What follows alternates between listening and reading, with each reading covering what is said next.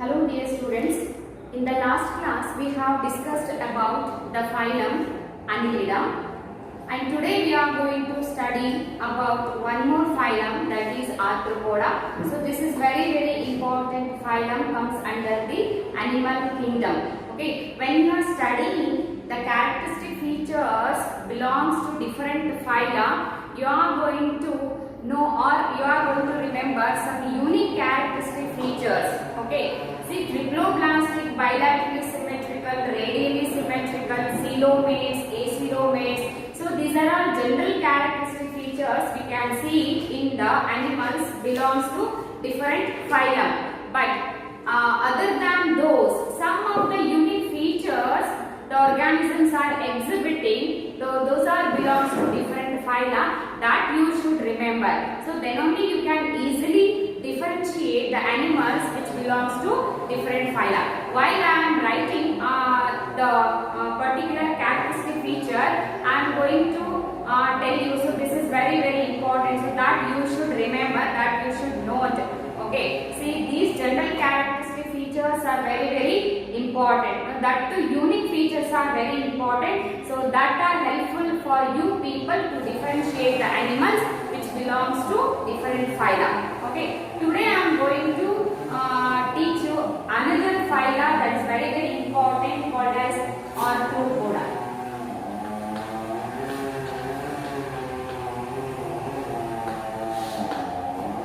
This is the biggest phyla, comes under the animal kingdom, which includes varieties of animals and also many huge number of animals. Okay, so this phyla includes varieties of animals and also it includes a huge number of animals. So that's why it is called as a very largest phyla in this phylum, in this animal kingdom. Okay, so this is the largest phylum in the animal kingdom.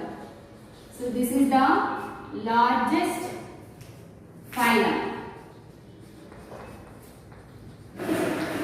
in animal kingdom.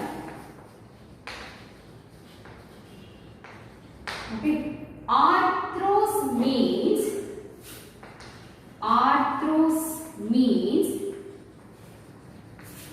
jointed. Arthros means jointed. Poda means appendages. Poda means appendages. So the name given to this phylum is Arthropoda. That means arthro means jointed and poda means appendages. The animals which have jointed appendages, those animals belongs to the phylum, that is Arthropoda. And the animals comes under this phylum, all they have jointed appendages. So considering that characteristic feature, okay, when the organisms have, or the organisms which have jointed appendages, they are all found in the phylum, that is Arthropoda. Okay, Arthropoda means jointed appendages. The animals which have jointed appendages, they comes under the phylum, that is Arthropoda. So this is the largest phylum in the animal kingdom.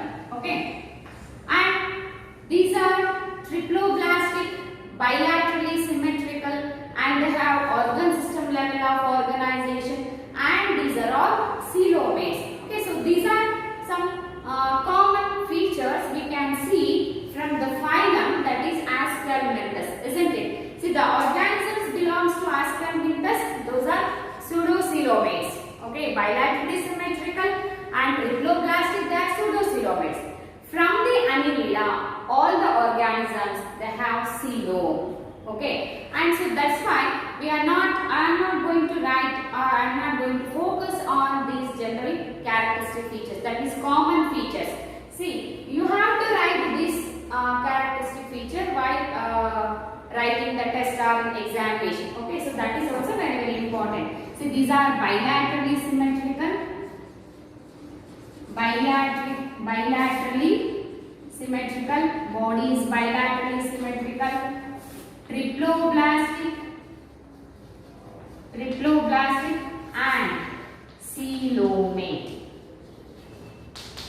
Okay, so you know about the meaning of bilateral asymmetrical, triploblastic and coelomate. Okay, and these have organ system level of organization. Organ system level of organization. That means they have well developed organ systems in their body. Okay, and the body is covered with chitinous exoskeleton. So this is very important. Body is covered with chitinous exoskeleton. Chitinous exoskeleton. That means skeleton, it covers the body that is made up of chitin material. So the body covered with chitinous exoskeleton. See, this is the body of the animals which comes under the arthropoda. Let me take the cockroach body. So this is the body of the cockroach. See, this is dorsal side. So the dorsal part of the body is called as tergum. Okay, and this is the ventral part. This is dorsal. And ventral part is called as sternum. This is ventral part. Dorsal means upper part. Ventral means lower part. Okay, so this is ventral part. And this is lateral part. So this is called as dura. Lateral part of the body. Lateral end. Okay. See, the body is covered with pieces of exoskeleton. So this is one piece of exoskeleton found on the upper body surface, that is on the dorsal side, and this is one piece of exoskeleton found or it covers the ventral part, and these pieces are the lateral exoskeleton. Okay, and all these pieces, they are connected by a special membrane called as arthropodial membrane. Okay, so these are connected by a special membranes called as these dorsal, ventral and lateral sides of the body covered by or they are connected by a special membrane called as arthropodial membrane. Arthropodial membrane. So like this, the body of these organisms or these animals, they are covered with pieces of exoskeleton, and all these pieces are joined by special structures called as arthropodial membrane. Okay, and all the insects, okay, all the insects are comes under this phylum, that is arthropoda. Okay, the members of these phylum are known as insects. That means all the insects, almost all the insects comes under the phylum arthropoda. Okay, so this is about the exoskeleton. So this is very important. Okay, and next the chitinous exoskeleton. Exoskeleton is made up of chitin, isn't it? Chitin, it is a dead part. Chitin, it is a dead membrane. So that's why as the animal grows, the chitin is not going to expand or it is not going to enlarge in its size because it is dead. It is made up of dead cells or tissues. That's why the animals during their development, they are going to remove the old chitinous membrane. Okay, so then the new exoskeleton is going to form as the animals grows in its size. That phenomenon is called as, that is shedding of old exoskeleton is known as molting or ecdysis. Okay, so chitinous, it is a dead membrane. It is not going to develop or it is not going to enlarge in its size as the animal grows. Okay, so that for that reason, the animals during their development, they are going to remove their exoskeleton. That removing of exoskeleton or shedding of exoskeleton, shedding of called exoskeleton is called as molting or ecdysis. Okay, so this is one of the unique feature we can see in case of the arthropoda. Okay, and the sensory organs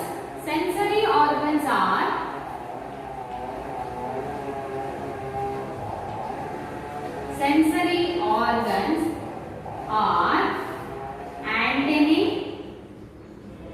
okay, compound or simple eyes,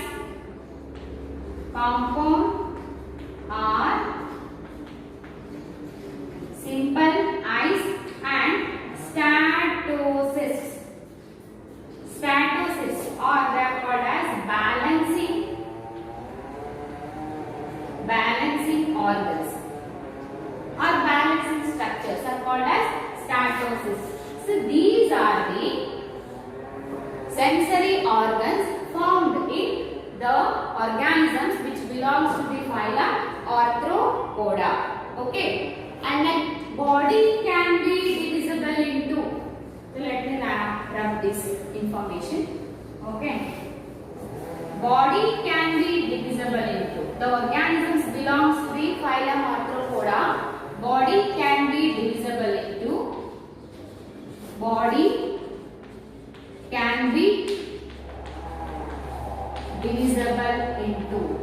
We can identify or we can divide the body into head, thorax and abdomen part. Okay, body can be divisible into 3 parts: head, thorax and abdomen. Okay, and these are the first organisms which have voluntary muscles. These are the first organisms, first animals which have voluntary muscles.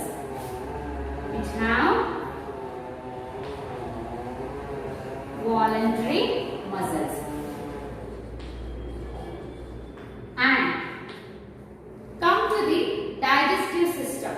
So digestive system is well developed in these organisms. Digestive system is well developed in these organisms. That is tube within a tube. Body plan is found in these organisms. And digestive system is well developed. And the organisms or the animals comes under the arthropoda.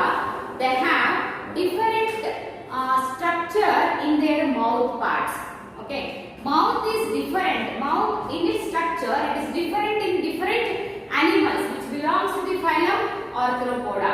Okay, and the mouth parts are, in some animals it is chewing type mouth parts.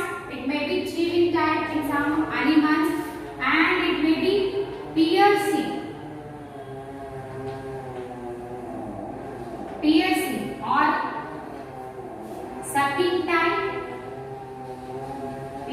or sucking type, and third one is sponging type. See, like this, different animals which comes under the phylum Arthropoda, they have different type of mouth parts. Some of the animals having chewing type of mouth parts, and some are having piercing or sucking type. So let me write the example for chewing type. Cockroach has mouth parts. They meant for chewing of the food. Okay, and piercing and sucking type example mosquito. Okay, and the sponging type is housefly. So like this, the animals, different animals, they are having different type of mouth parts. Okay, according to their food habit, their mouth parts are going to different. Okay, and next come to the respiratory system. In these animals,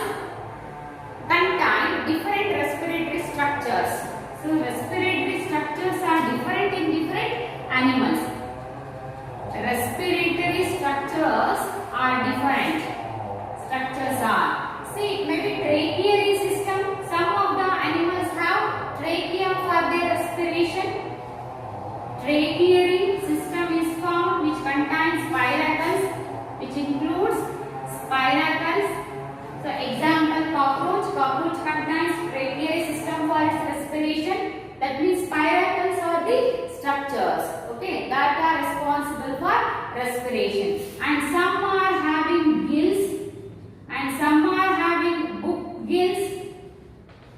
Book gills, that means king crab. Book gills, example, king crab. And some are having book lungs. Book lungs, scorpia. Scorpion. So like this, different types of respiratory structures we can see in different animals which belongs to the phylum Arthropoda. Next, what about the circulatory system? Circulatory system.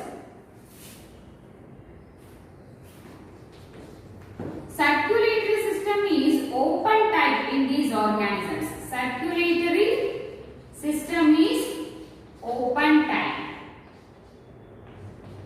Open type. What is the meaning of open type of circulatory system and closed type of circulatory system? See, in the first class of this chapter, we come across so many different characteristic features. Based on that, the organisms are classified into different phyla, isn't it? And this is one of the major parameter we are going to use to divide or categorize the animals into different groups. Open type of respiratory system, circulatory system and closed type of circulatory system. Closed type of circulatory system we can see in higher organisms, and open type of circulatory system we can see in lower organisms. See, in open type of circulatory system, we do not find well-developed heart and the blood vessels and the blood capillaries. Okay, and in closed type of circulatory system, we find well-developed heart and the blood vessels and the blood capillaries are found. Okay, in the closed type of circulatory system. Here, what happens? In open type of circulatory system, the heart, that means a tubular, so somewhat the rudimentary heart may be present in these organisms. The heart pumps the blood or the body fluid, and that body fluid circulates, okay, through some of the blood vessels, and they open into sinuses, that means in open places. It flows into open places where all the cells, tissues and organs are immersed.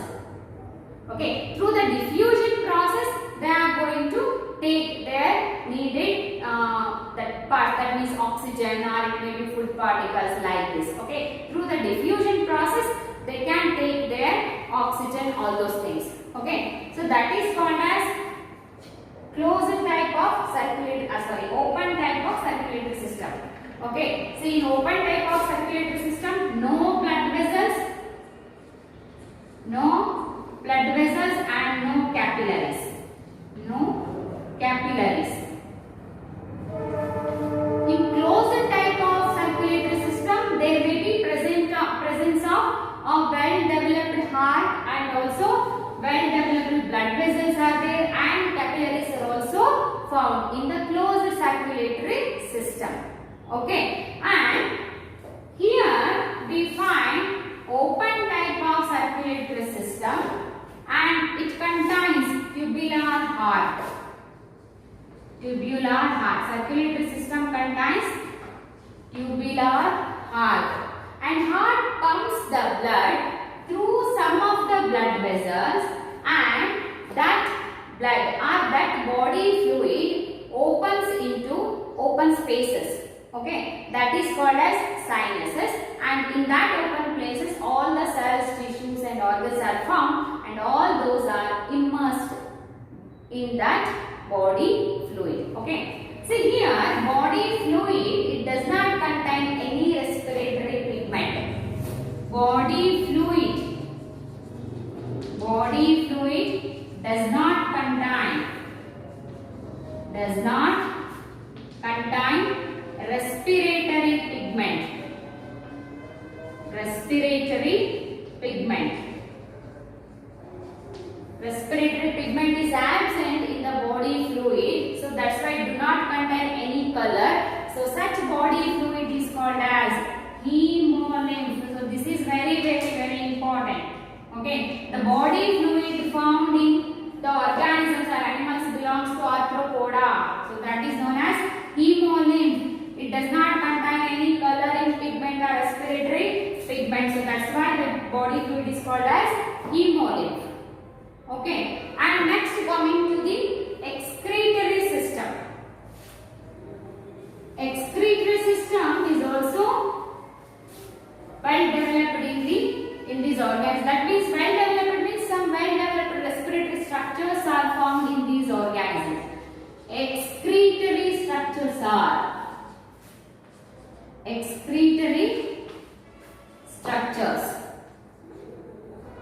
are called as Malpighian tubules. Malpighian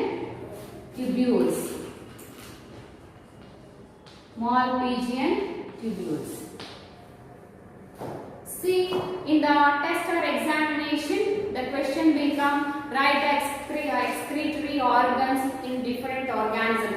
That means excretory organs in annelids, excretory organs in arthropods, okay, excretory structures in platyhelminthes, so aschelminthes, like they will ask. So you should remember the respiratory structures of the organisms which belongs to different phylum. And the animals which comes under the arthropoda, the excretory structures they have are called as Malpighian tubules. Okay, and these animals excrete to different types of nitrogenous waste. So ammonia and uric acid. Okay, so that's why these organisms are the animals which excrete ammonia as their excretory product. Waste. Those are called as ammonotelic. Some of the animals are ammonotelic and some are uricotelic. So ammonotelic means the animals which excrete ammonia as their nitrogenous waste, and these animals are aquatic. Okay, aquatic animals excrete ammonia as their nitrogenous waste, and the terrestrial organisms or terrestrial animals, they excrete uric acid as their nitrogenous waste. The terrestrial animals, that's why they are called as uricotelic animals. So based on the type of nitrogenous waste they are excreting, those animals are classified into ammonotelic, uricotelic, ureotelic, like that. The animals which belongs to the arthropoda, some are ammonotelic and some are uricotelic. So based on the nitrogenous type of nitrogenous waste they are excreting. Okay. And next come to the reproductive system in these organisms. Sexes are separate here. Reproductive system. Come to the reproductive system.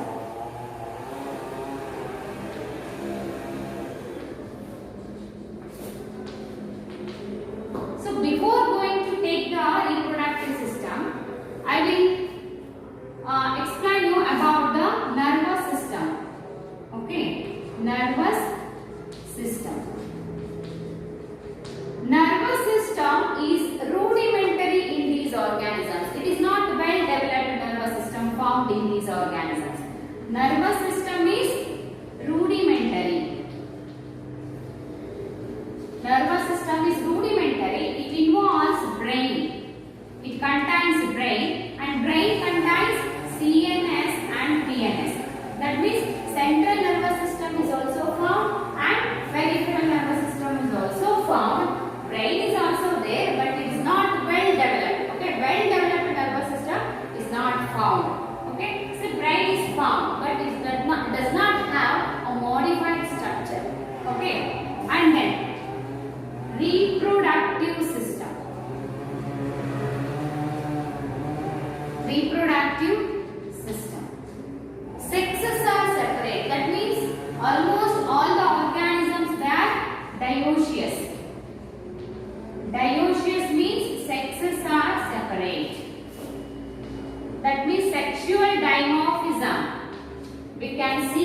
these organisms. That means male and females are separate. Dioecious means male and females are separate. Okay. And the fertilization is almost internal, maybe external. Okay. Fertilization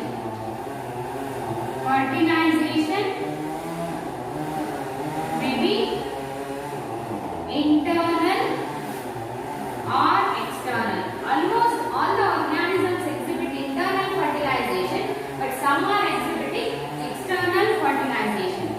Development also. Development of young ones. Okay. Development may be direct or it may be indirect. Development may be direct or indirect. In case of cockroach, in case of cockroach, the young ones are called as nymph. Young ones are called as nymph. When the egg hatches and the young ones will come out, no, those young ones are called as, those infants are called as nymphs. Okay, and different larval stages are found in the organisms or in the animals which are exhibiting indirect development. Indirect means larval stage may be there, isn't it? Direct means they directly give birth to the young ones. That means the egg will hatches and the young ones will come out. Indirect, in case of indirect, we will find the larval stages. Okay, here development may be direct or indirect. In case of butterflies, development is indirect. Okay, butterflies also belongs to this phylum. Okay, and all the small insects will also they are included in this phylum. In butterflies, development is indirect, where we can find the metamorphosis, isn't it? See, eggs are laid by the butterflies and eggs will hatch and the larvae will come out. Okay, and the larvae develops into pupa and again pupa develops into adult. Okay, so like this, some changes in their life cycle. Okay, so such type of development is called as indirect development. They have different developmental stages in case of butterflies. So like this, some are exhibiting direct development and some are exhibiting indirect development. Okay, this is about the general characteristic features of the phylum Arthropoda. You should remember in this phylum or in these general characteristic features. So this is the largest phylum in the animal kingdom and they have jointed appendages. That is also a special characteristic feature, and they have some special cells called as statocysts. So those are called as balancing organs, and also that means sensory organs are found like simple or compound eyes are there, antennae are there for sensation. Okay, and open type of circulatory system is found, and the body fluid is called as hemolymph. Okay, it do not contain any respiratory pigment. So such body fluid is called as hemolymph. Okay, and excretory structures are called as Malpighian tubules. Okay, so in case of prawn is also included in this phylum. Prawn has excretory structure. It is called as antennal glands, or it is also called as green glands. The excretory structures in prawn, it is called as green glands or antennary glands in case of prawn. Okay, and reproduction, sexual reproduction takes place. Fertilization may be internal or external.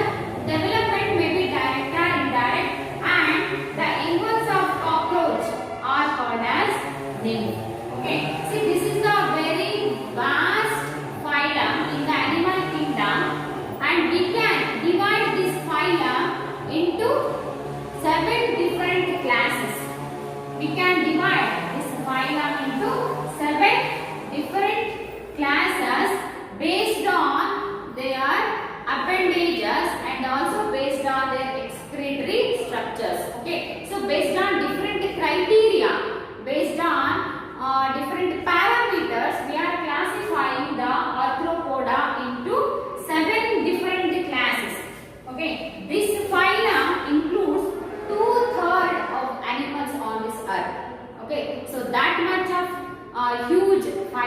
disease comes under the animal kingdom. Let me take some examples. Comes under the phylum Arthropoda. See, some of the organisms or animals included in the Arthropoda that are economically very important. See, economically important insects or organisms are Apis indica. Apis indica. So this is that means a honeybee. So this have the its own economic importance. Okay, and then Bombax mori. Bombax mori, that is silkworm. So this is honeybee. This is silkworm. Silkworm. And third one is Lassifer. Lassifer. That insect. So these are the economically important animals which comes under the Arthropoda. Economically important insects are animals. Okay. And then some of the organisms or animals which comes under the this phylum, they are acts as vectors. They are carrying some pathogenic microorganisms that causes diseases in animals, especially human beings. Okay. Vectors. Vectors are, see, that is Anopheles. Anopheles and Culex. Culex and Oedipus. Aedes oedipus. So, Anopheles, it is carrying the malarian parasite. Okay, and then so Culex, it is carrying some of the fever like pathogen. It is carrying fever like disease. It comes. Okay, that means chikungunya like this. So dengue will come Aedes oedipus. See, these are some of the insects. Anopheles.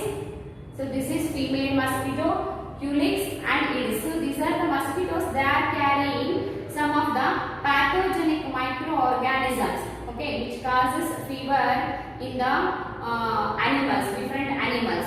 Okay, so these are called as vectors. Vectors because these are carrying disease causing pathogens. Okay, and some are gregarious pests are also there. Gregarious pests. Locusta. Locusta. So this is gregarious pest. Pest. So ಕನ್ನಡದಲ್ಲಿ ಇದಕ್ಕೆ ಮಿಡತೆ ಅಂತ ಹೇಳ್ತೀವಿ. Gregarious pests. Okay. So they feeds on pests which are found on grazing animals. Okay. So that's why they are called as gregarious pests. Locust. Commonly it is called as locust. Okay. And then living fossil, Limulus. So this is living fossil. Okay, so it is commonly called as king crab. King crab. So this is also comes under the phylum Arthropoda. So these are some of the examples comes under the phylum Arthropoda. Okay, it includes enormous number of animals and also enormous varieties of animals. Okay, so about 2/3 of named species on this earth. So they include the arthropods. Okay, so this is about some of the general characteristic features comes under the Arthropoda. Okay, in the next class I will take another phylum, that is Mollusca.